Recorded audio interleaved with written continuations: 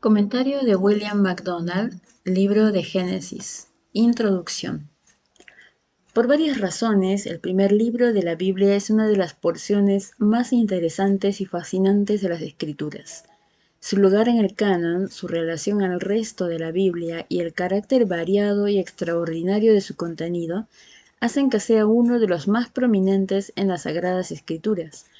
Es, por tanto, con real perspicacia espiritual que el pueblo de Dios en todo siglo se ha fijado en este libro y le ha prestado atención diligente. Griffith Thomas. Su lugar único en el canon.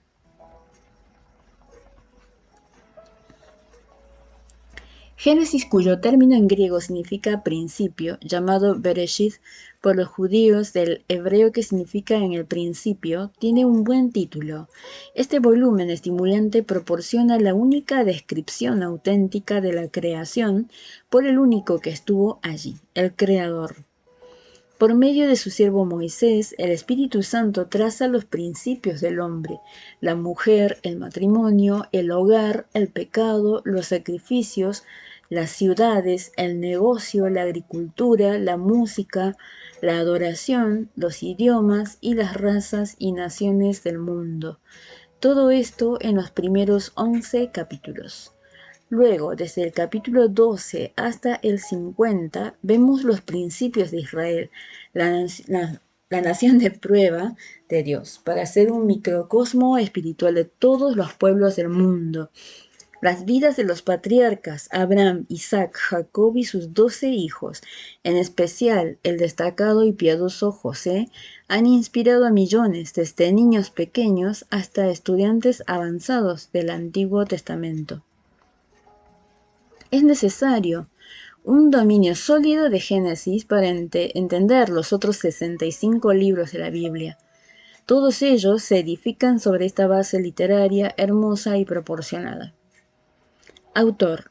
Aceptamos la enseñanza de los antiguos judíos y cristianos de que Génesis fue escrito y compilado por Moisés, el hombre de Dios y legislador de Israel, ya que todos los eventos de Génesis ocurrieron antes de Moisés. Es casi seguro que Moisés usó documentos antiguos y tal vez historias orales bajo la dirección del Espíritu Santo. En la introducción al Pentateuco aparecen más detalles sobre Moisés como el autor. Fecha. Los eruditos más conservadores generalmente fijan la fecha del Éxodo más o menos en el 1445 a.C., de modo que Génesis es posible que se escribiera entre esta fecha y la muerte de Moisés, unos 40 años más tarde. Sin embargo, siempre existe la posibilidad de que solo este libro del Pentateuco se haya escrito antes del Éxodo, puesto que todos los sucesos en Génesis ocurrieron antes de este gran evento. Consulta la introducción al Pentateuco para más detalles. Trasfondo y tema. Con la excepción de aquellos que están extremadamente predispuestos en contra de la Biblia, el judaísmo o el cristianismo casi todos están de acuerdo en que Génesis presenta una descripción fascinante de tiempos muy antiguos y contiene narraciones de gran belleza como la historia de José. Ahora bien, ¿cuál es exactamente el trasfondo de este primer libro de la Biblia? En breve, ¿qué es? Los que rechazan a un Dios personal tienden a clasificar Génesis como una colección de mitos adaptados a la mitología pagana de Mesopotamia y limpiados de sus peores elementos politeístas para la edificación hebrea monoteísta. Otros, no tan escépticos, consideran Génesis como una colección de sagas o leyendas con algún valor histórico. Aún otros ven las historias como explicaciones de los orígenes de cosas en la naturaleza y cultura, llamadas técnicamente etiologías. Hay etiologías en el Antiguo Testamento, especialmente en este libro de Principios, el origen del pecado, el arco iris, el pueblo hebreo, por ejemplo, pero esto de ninguna manera hace que las explicaciones no sean históricas. Génesis es historia y como toda historia es interpretativa, es historia teológica, es decir, que son datos en forma de narración dentro de la estructura del plan divino. Aunque Génesis es el primer libro de la ley, contiene muy poco material legal. Es ley, Torá, hebreo que significa instrucción, porque establece el fundamento para Éxodo, Deuteronomio y la ley de Dios dada por medio de Moisés. De hecho, establece el fundamento para la historia de toda la Biblia y de la demás historia. Los dos temas de bendición y maldición son cuidadosamente entretejidos en la tela de Génesis y sin duda en toda la palabra de Dios. La obediencia trae ricas bendiciones y la desobediencia trae lo contrario. Las grandes maldiciones son castigos divinos, la caída, el diluvio universal y la confusión de lenguas en Babel. Las grandes bendiciones son la promesa de un redentor, la salvación de un remanente a través del diluvio y elección de una nación especial para ser el conducto de la gracia de Dios. Esto es la nación de Israel. Si Génesis es historia real, ¿cómo pudo Moisés conocer todas las genealogías antiguas, conversaciones, eventos y su interpretación correcta?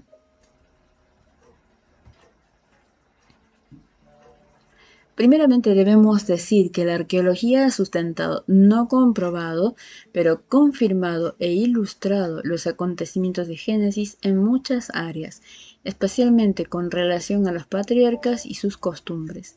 Algunos liberales del siglo XIX, tal como Hartman, enseñaron que Moisés no pudo haber escrito el Pentateuco porque aún no se había inventado la escritura.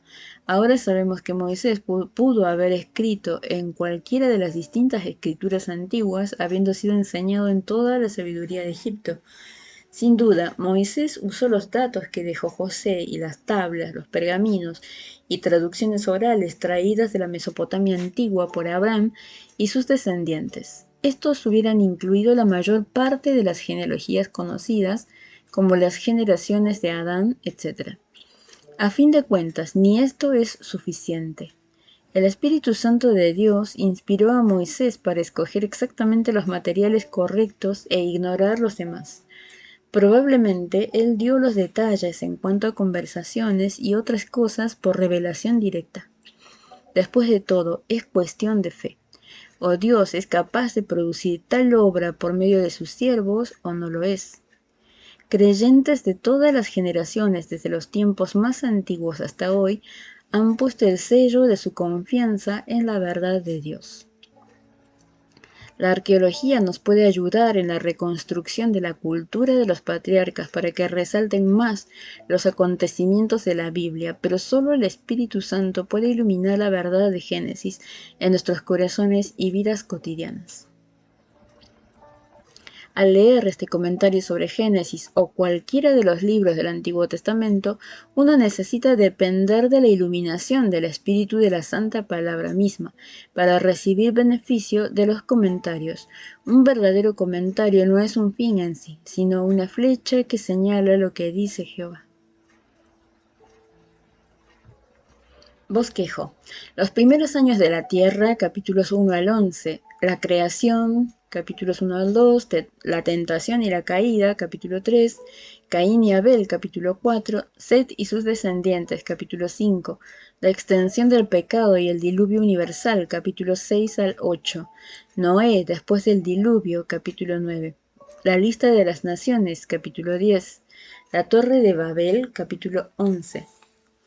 Los patriarcas de Israel, capítulos 12 al 50. Abraham, capítulo 12, versículo 1 al capítulo 25, versículo 18. El llamado de Abraham, capítulo 12, versículos del 1 al 9. Salida a Egipto y retorno, capítulo 12, versículo 10 al capítulo 13, versículo 4. Experiencias con Lot y Melquisedec, capítulo 13, 5 al 14, 24. El heredero prometido a Abraham, capítulo 15. Ismael, hijo según la carne, capítulos 16 al 17. Sodoma y Gomorra, capítulos 18 al 19. Abraham y Abimelech, capítulo 20. Isaac, hijo según la promesa, capítulo 21. El sacrificio de Isaac, capítulo 22. El cementerio familiar, capítulo 23. Una novia para Isaac, capítulo 24. Los descendientes de Abraham, capítulo 25, versículos 1 al 18. Isaac, capítulo 25, versículo 19 al 26, 35. La familia de Isaac, capítulo 25, del 19 al 34. Isaac y Abimelech, capítulo 26. Jacob, del 27:1 al 36:43. Jacob engaña a Esaú, capítulo 27. Jacob huye a Harán, capítulo 28. Las esposas e hijos de Jacob, capítulo 29:1 al 30:24. Jacob engaña a Labán, capítulo 30, versículos 25 al 43. Jacob vuelve a Canaán, capítulo 31.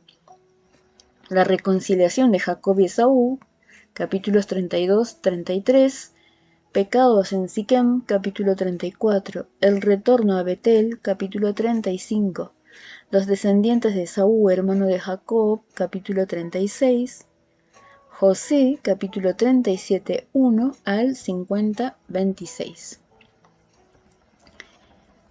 José es vendido como esclavo, capítulo 37. Judá y Tamar, capítulo 38. La prueba y el triunfo de José, capítulo 39. José interpreta los sueños del copero y del panadero, capítulo 40. José interpreta los sueños de Faraón, capítulo 41. Los hermanos de José en Egipto, capítulos 42 al 44. José se da a conocer a sus hermanos, capítulo 45. El reencuentro de José con su familia, capítulo 46. La familia de José en Egipto, capítulo 47. La bendición de Jacob sobre los hijos de José, capítulo 48. La profecía de Jacob acerca de sus hijos, capítulo 49. La muerte de Jacob y de José en Egipto, capítulo 50. Fin de la introducción del libro de Génesis, comentario de William MacDonald.